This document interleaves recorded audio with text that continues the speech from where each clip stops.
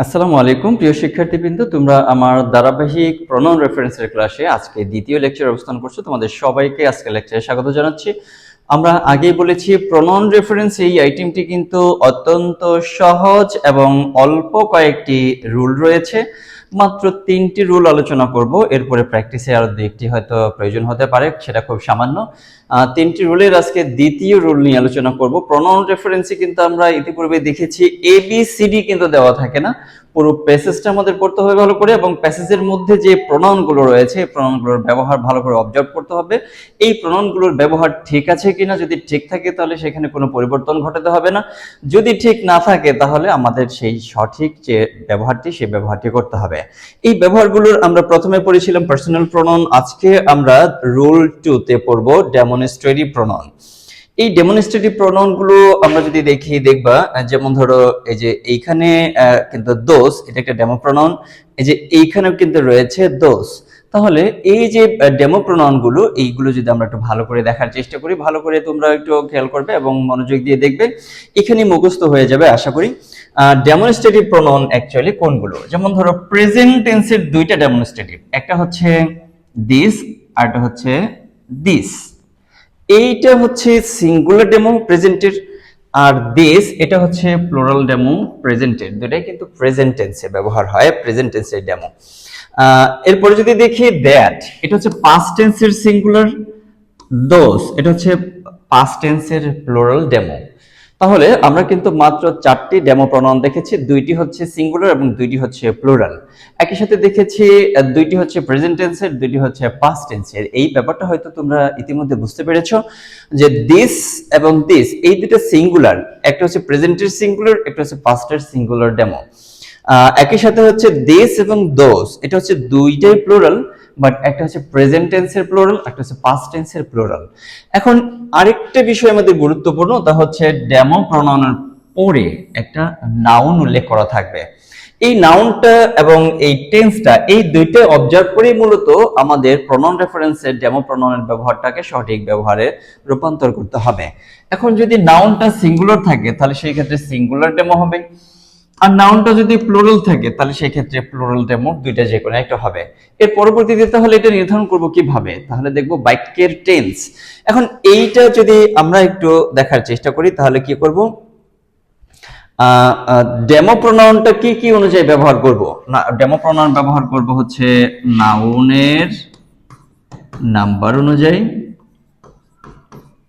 একই সাথে বাক্যের টেন্স অনুযায়ী, বাক্যের টেন্স অনুযায়ী।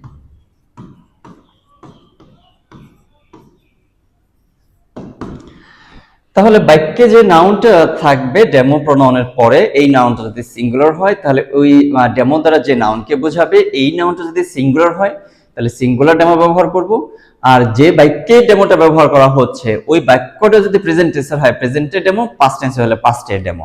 এটা আমরা প্র্যাকটিসেও দেখব। আমরা কিন্তু নোট 1 দেখলাম, ডেমো প্রনাউন ব্যবহার হবে নাউনের নাম্বার অনুযায়ী, বাক্যের টেন্স অনুযায়ী। নাউনের নাম্বার এবং বাক্যের টেন্স অনুযায়ী আমরা ডেমো প্রনাউন ব্যবহার করব। যেমন যেমন আমরা যদি এইখানে একটা এক্সাম্পল দেখার চেষ্টা করি, দেখো হি গেভ মি সাম বুকস। এইখানে দেখো দিস ওয়ার ভেরি ইন্টারেস্টিং।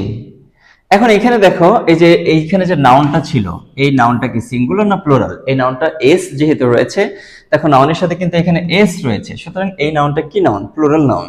তাহলে প্লুরাল নাউন যদি হয়ে থাকে তাহলে তো ডেমোটা প্লুরালই হবে, এটা তো প্লুরালই আছে। তাহলে এখানে কি আর কিসের চেঞ্জ করব, চেঞ্জ করতে হবে কিনা এই ব্যাপারটা আমরা একটু যদি দেখি, দেখো এইখানে যে বাক্যে ডেমোটা ব্যবহার করা হয়েছে এই বাক্যটা হচ্ছে পাস্ট টেন্সের, কিন্তু আমরা দেখে এসেছি এই যে দিস, এই দিস হচ্ছে প্রেজেন্ট টেন্সের প্লুরাল ডেমো। তাহলে প্রেজেন্ট টেন্সের ডেমোটা আমরা পাস্ট টেন্সের বাক্যে ব্যবহার করতে পারবো না, এটা কিন্তু একটা পরিবর্তন, এটা তোমরা বুঝতে পেরেছো। এরপরে আমরা নোট 2 ভালো করে দেখব। তাহলে আমরা দেখলাম টেন্স এবং নাম্বার অনুযায়ী, নাউনের নাম্বার অনুযায়ী ডেমো ব্যবহার করতে হবে। এরপরে নোট 2টা একটু ভালো করে অবজার্ভ করার চেষ্টা করব। এরপরে আমরা হচ্ছে বিগত সালের যে প্রশ্নগুলো আছে এই প্রশ্নগুলো আমরা ভালো করে অবজার্ভ করে তারপরে হচ্ছে এখানে প্র্যাকটিস করার চেষ্টা করব ডেমো প্রনাউনগুলোর ব্যবহার।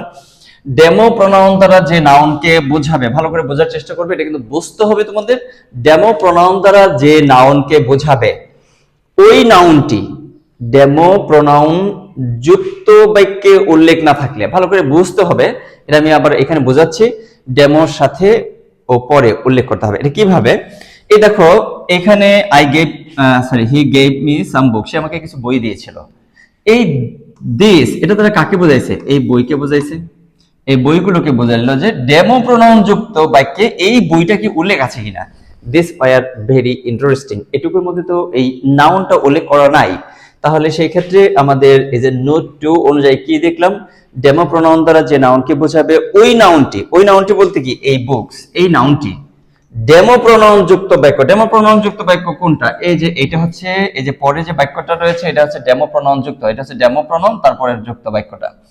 ডেমো প্রোনাউন যুক্ত বাক্যে উল্লেখ যদি না থাকে নাউনটা, ডেমোর সাথে এবং পরে উল্লেখ করতে হবে। তাহলে সেই ক্ষেত্রে আমরা রিরাইট করবো যখন, তখন কি বলবো? অ্যানসারটা he gave me some books. এটা তো আগের বাক্যেই ছিল, এটুকু তো আমাদের কোনো কাজ নেই, যা আছে হুবহু তাই লিখবো। এখানে দিসটা ভুল ছিল কেন? এটা পাস্ট টেন্সে, আমরা প্রেজেন্টে ডেমো ব্যবহার করতে পারবো না, এর জন্য পাস্টের একটা ডেমো দিলাম 1 নাম্বার। আর এই ডেমো দ্বারা যে বইটাকে বোঝালো এই বইটাকে আমি ডেমো প্রোনাউনের সাথেও পরে উল্লেখ করে দিলাম। এটুকুই হচ্ছে ডেমো প্রোনাউনের কাজ। এখন এইখানে যদি তোমাদের ফ্রিলি বলি যে এটা তোমরা কি করবা, হি হ্যাজ বট এ বুক, সে একটি বই কিনেছে। এখন এইখানে দেখো বই একটা, এর জন্য এটা ডেমোটা সিঙ্গুলার আছে, এটা হচ্ছে প্রেজেন্টেড, এর জন্য এখানে কি আছে? দিস উল্লেখ করা আছে।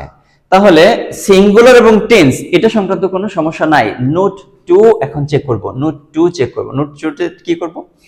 নোট 2 তে কি ছিল? এই যে ডেমো প্রোনাউন দ্বারা যে নাউনকে বোঝাইলো, ডেমো প্রোনাউন দ্বারা কাকে বোঝাইছে? বইকে বোঝাইছে। ডেমো প্রোনাউন যুক্ত উল্লেখ না থাকলে this book is a costly book, এই দেখো বুক, এই ডেমো দ্বারা যে নাউনকে বোঝাইলো এই নাউনটা তো ডেমো প্রোনাউন যুক্ত বাক্যে উল্লেখ আছে, সুতরাং এই দিসের সাথে কিন্তু বুকটা উল্লেখ করার প্রয়োজন নাই।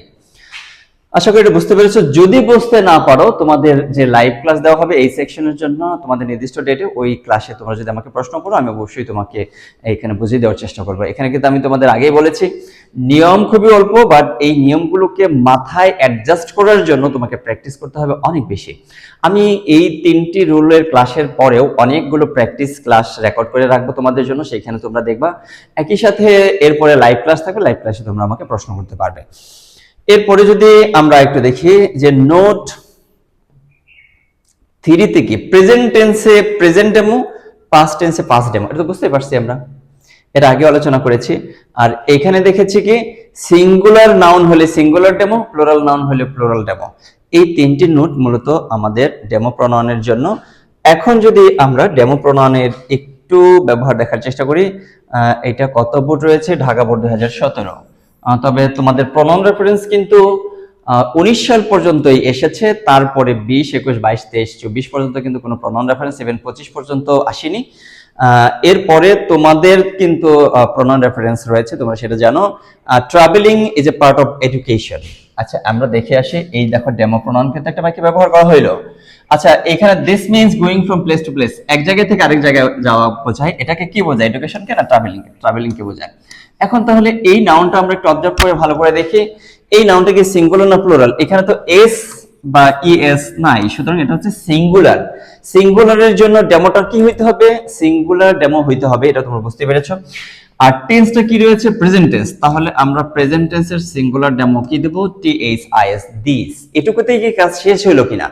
আমরা তো নোট 2 তে পড়েছিলাম, এই যে দেখো দিস দ্বারা যে নাউনকে বোঝাইলো, এই যে ট্রাভেলিংকে যে বোঝাইছে দিস দ্বারা যে ট্রাভেলিংকে বোঝাইছে, এই ট্রাভেলিং শব্দটা এই বাক্যের মধ্যে টোটাল অংশে দেখো কোনো জায়গায় উল্লেখ আছে কিনা?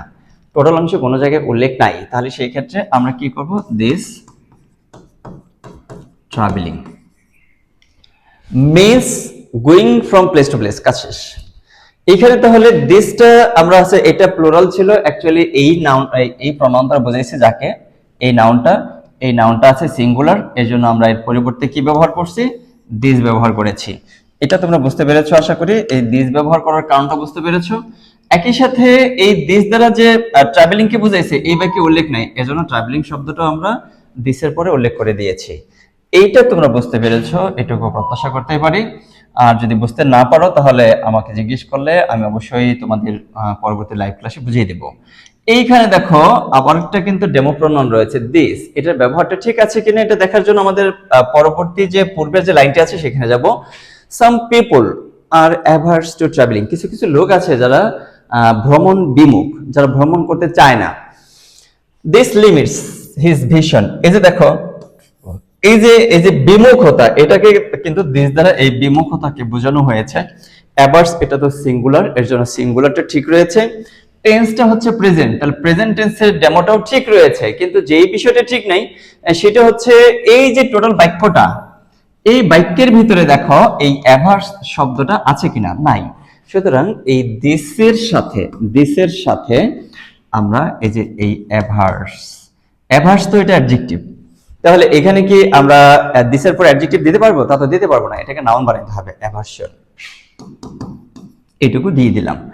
তাহলে আশা করি তোমরা এই ব্যাপারটা বুঝতে পেরেছো এবং এটুকুর মধ্যে তোমাদের কোনো প্রশ্ন নেই। যদি কোনো প্রশ্ন থাকে তাহলে অবশ্যই আমাকে জিজ্ঞেস করতে পারবে। এখন আমরা যদি এরপরে দেখার চেষ্টা করি যে আরো কোনো ডেমো রয়েছে কিনা। এই যে দেখো ডেমো এখানে কিন্তু আরো একটি রয়েছে, দিস তো ব্যবহার করেছি। আচ্ছা দেখি, এখন হচ্ছে দিস, এটা তো আমরা ট্রাভেলিং এর জন্য ব্যবহার করলাম। এই যে দিস গিভস, এইটা যদি দেখি দিস গিভস, এই দিস দ্বারা কাকে বোঝাইছে? আচ্ছা দেখি, আমরা পূর্বের বাক্যটা চেক করব, তাহলে বুঝতে পারবো দিস দ্বারা কাকে বোঝাইছে। One can enhance knowledge by going from place to place, this gives one the opportunity to see the unseen. আচ্ছা দিস দ্বারা কি বোঝাইলো? দিস দ্বারা কি এখানে দেখো knowledge unseen and know the unknown, এটা কি কাকে বোঝাচ্ছে? এই ট্রাভেলিং কি বোঝাচ্ছে? তাহলে ট্রাভেলিং এর জন্য তো আমরা এখানে প্লুরাল ব্যবহার করতে পারবো না, সিঙ্গুলারের সাথে আবার ট্রাভেলিং শব্দটা উল্লেখ করে দিতে হবে। দিস ট্রাভেলিং, এখানে কি কি চেঞ্জ করলাম? প্লুরাল ডেমো ছিল, এটা সিঙ্গুলার করলাম, এবং প্রেজেন্ট টেন্সের ডেমো ছিল, সেজন্য প্রেজেন্ট টেন্সই রাখলাম। এই ডেমো দ্বারা যে নাউনকে বোঝাচ্ছে সে এখানে উল্লেখ নেই, এর জন্য সেই নাউনটাকে আমি এখানে উল্লেখ করে দিলাম। এই যে পরিবর্তনটা ঘটাইলাম, এই পরিবর্তনটা দিলাম, এটা আশা করি তোমরা বুঝতে পেরেছো। একই সাথে এখানে আরেকটা ডেমো রয়েছে দিস, এই দিসটা কিন্তু অ্যাভার্সকে বুঝিয়েছে, বুঝতেই পারছো, দিস অ্যাভার্সন। আশা করি তোমরা এই ব্যাপারটা বুঝতে পেরেছো এবং এটুকুর মধ্যে তোমাদের কোনো প্রশ্ন নেই। যদি থাকে তাহলে অবশ্যই আমাকে পরবর্তীতে কোনো একটি ক্লাসে করতে পারবে। আর এইখানে আমরা হচ্ছে ঢাকা বোর্ড 2019 সর্বশেষ যে প্রশ্ন আমরা পেয়েছি, এইটাতে যদি আমরা একটু প্র্যাকটিস দেখে আসার চেষ্টা করি। আমরা আগে বলছি যে এই ডেমো প্রণয়নের পরেই লাস্ট আরেকটি রুল রয়েছে, সেই রুলটি নিয়ে পরবর্তী তৃতীয় লেকচার আলোচনা করবো, সেই লেকচার অবশ্যই তোমরা দেখবে। এরপরে অসংখ্য প্র্যাকটিসগুলো রাখবো, এই সমস্ত মানে প্র্যাকটিস ক্লাসগুলি প্রত্যেকটা আমি ভিডিও তৈরি করবো এবং সেগুলো তোমরা পর্যায়ক্রমে দেখবে। এখন এইখানে যদি আমরা একটু ডেমো প্রনাউন, শুধু ডেমোটা দেখলে কিন্তু আমি অর্থ বুঝতে পারবো না, এর জন্য হচ্ছে লাইন টু লাইন পর্যায়ক্রমে যদি পড়ে যাই তাহলে কিন্তু আমার জন্য সহজ হবে। তারপরে এই লাইনের জন্য আমি বলতেছি, যেহেতু এর পূর্বে ডেমোটা থাকে, দেখো sorrows and suffering of the parents of those. Of those কি? অফ দোজ কাদের বোঝাচ্ছে? অফ দোজ দ্বারা, অফ দোজ দ্বারা এই যে এখানে দেখো বয়েজ এন্ড গার্লস এখানে রয়েছে। এটা যদি পর্যায়ক্রমে পড়ে আসো তাহলে তুমি বুঝতে পারবে যে দোজ দ্বারা কাকে বোঝানো হয়েছে। আচ্ছা দোষ দ্বারা যাকে বোঝানো হইলো সে তো এই দোষযুক্ত বাক্যের মধ্যে দেখো কোনো জায়গায় উল্লেখ নাই। এইখান থেকে পুরো অংশের মধ্যে বয়েজ এন্ড গার্লস এই শব্দটা কোনো জায়গায় উল্লেখ নাই, সুতরাং দোষ। আচ্ছা দোষ, এইটার ব্যবহারটা আমাদের আরেকটু দেখতে হবে। দোষ এটা কি আমি প্লুরালের, এটা কি প্রেজেন্টে রাখবো না পাস্টে রাখবো? এইটার ক্ষেত্রে আমরা দেখবো যে এই যে ভার্বটা, এই ভার্বটা কি নিউ রয়েছে না নো রয়েছে? তাহলে এটা প্রেজেন্ট টেন্সে রয়েছে, সুতরাং ডেমোটা হবে প্রেজেন্টের দিস। এরপরে কি হবে? এই যে বয়েজ এন্ড গার্লস, এখানে আমি উল্লেখ করে দেব this boys and girls no bound. আশা করি ব্যাপারটা তোমরা বুঝতে পেরেছো, অথবা যদি কারো কোনো প্রশ্ন থাকে তাহলে অবশ্যই আমাকে লাইভ ক্লাসে প্রশ্ন করবে।